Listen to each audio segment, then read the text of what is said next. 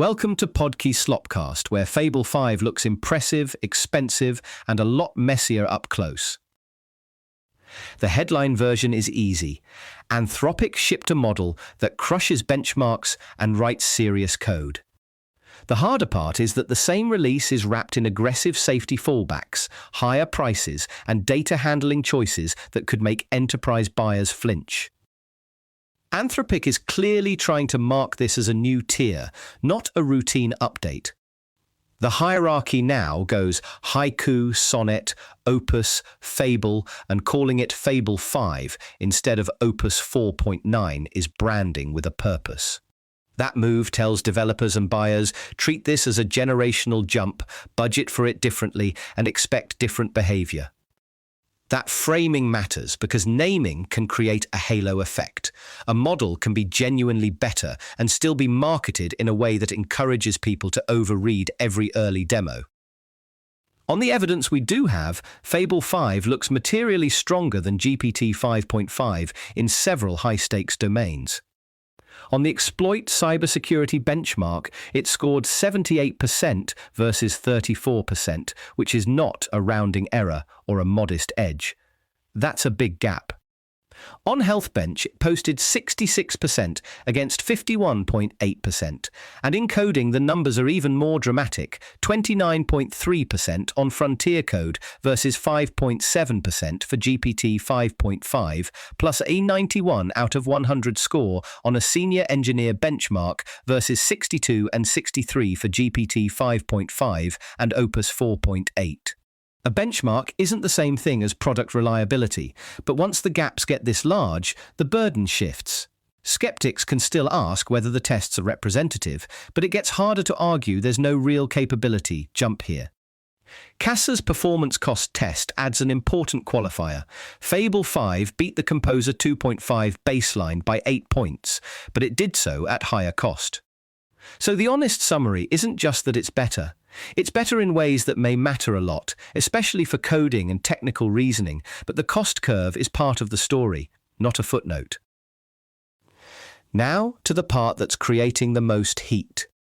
Anthropic reportedly has a less restricted Mythos 5 internally, while the public Fable 5 is set up with aggressive safety filters that automatically downgrade biology, chemistry, and biosecurity queries to Opus 48. Users say even basic prompts, like asking about mitochondria, cancer, or DNA and RNA processes, can trigger the fallback, and screenshots like that are driving the backlash. Critics, including Bantag, Chubby, Cremio, Fernando, Prime Intellect, and Dean Ball, say the filters are too broad, that Anthropic is effectively advertising Mythos-level capability while giving the public something much more constrained, and that legitimate research gets caught in the net. Anthropic's response is narrower and more empirical. It says 95% of sessions never trigger the fallback, and that the stricter controls are aimed at frontier model development and biorisk topics. Those two claims can both be true. If 95% of all sessions are unaffected, that's meaningful. But if the blocked 5% contains a large share of power users in biology, medicine, chemistry, education, or security research, then the practical impact on influential users could still be huge. There's also a category problem here. A filter designed to reduce misuse risk often operates by broad semantic association, and that means harmless educational questions can get swept up with genuinely sensitive ones. The trade-off is real. Narrow filters miss dangerous edge cases. Broad filters suppress benign inquiry. The screenshots suggest Anthropic may be erring hard on the side of over-inclusion. What we don't know from the available claims is the false positive rate in any rigorous sense, or whether these examples are common enough to define everyday use. But the criticism looks stronger when it points to ordinary terms triggering downgrades, because that undercuts the idea that only specialized biosecurity content is affected. Anthropic is also pricing this like a premium scarce resource. Fable 5 costs 10 million per input token and 50 million per output token, around double Opus 48, though still under half the cost of the Mythos preview in Project Glasswing. And it's being removed from subscription tiers on June 23, after which you need pay-per-use access. That signals two things. First, Anthropic thinks there is enough demand for premium capability to stop subsidizing it through flat subscriptions. Second, it may be trying to ration compute while preserving margins. For customers, the question becomes less, is this the best model? And more, is the gain worth the burn rate for this specific workflow? That's where the new skill people are describing, use case classification, starts to matter. If a cheaper model can do 80% of a job, the expensive model has to earn its keep on the last 20%. The biggest obstacle to broad corporate deployment may not be capability at all. It may be trust. Mythos-class models retain prompts and outputs for 30 days and allow human review, which immediately raises confidentiality and compliance concerns. Observers like Mike Taylor warn that if a memory feature pulls in prior confidential chats, you could create NDA exposure in exactly the situations where companies want these tools most.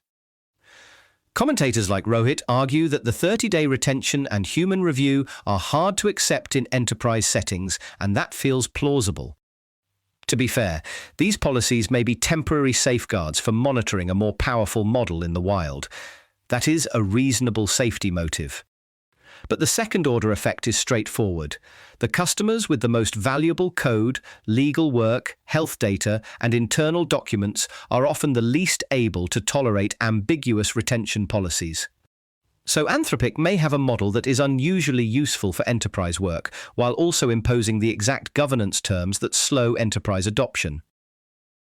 One of the more interesting ideas around this release isn't a benchmark. It's the shift Felix Reisberg describes from giving AI discrete tasks to giving it ongoing responsibilities.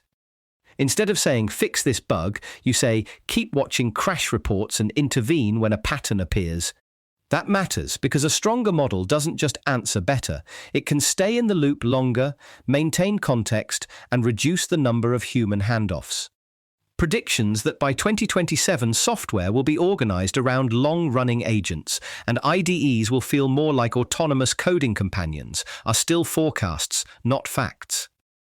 But the logic behind them is solid if the model can actually sustain quality over days, not just minutes.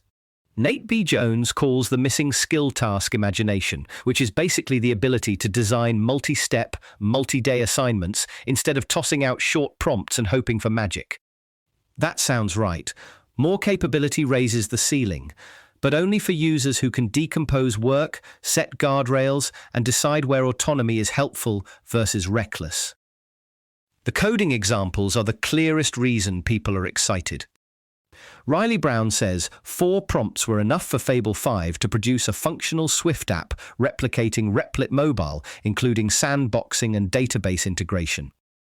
Stripe reportedly compressed a months-long migration of a 50 million-line Ruby codebase into a single day using Fable 5. Taken literally, those are striking claims. They suggest the model is moving from code assistant to code-based transformation engine. Still, demos and company anecdotes need careful reading. The missing context is how much human oversight was required, how much cleanup came after, what failure modes were avoided by expert supervision, and whether the one-day result was production-ready or merely a massive acceleration step. Even with those caveats, paired with the benchmark lead, the direction is hard to ignore. The best supported conclusion is that Fable 5 can create real engineering leverage, especially on large-scale migration and implementation work, if you're willing to pay for it and manage the risks.